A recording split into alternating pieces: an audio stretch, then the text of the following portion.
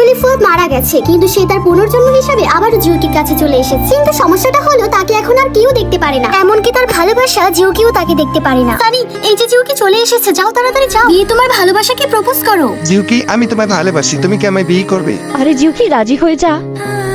জিউকি, এই ছেলেটার সাথে তো তোমার একদমই মানাবে না। দেখো, আমি ওর চাইতেও বেশি স্মার্ট। না, আমি তোমায় বিয়ে করতে পারবো না।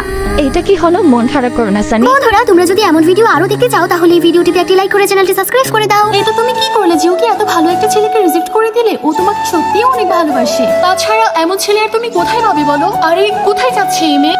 আজকে আমার ফুয়াদের বার্থডে ছিল। ফুয়াদ, তুমি কেন আমায় ছেড়ে চলে গেলে? তুমি ব্যতীত অন্য কোনো ছেলেকে ভালোবাসা বা বিয়ে করার কথা আমি ভাবতেও পারি না। কি হচ্ছে এসব আমার সাথে? ফুয়াদ, তুমি এতক্ষণে আমায় দেখতে পাচ্ছ জিউকি? এখন তো আমার চলে যাওয়ার সময় হয়ে গেছে। না ফুয়াদ, আমি তোমায় কোথাও যেতে দেব না।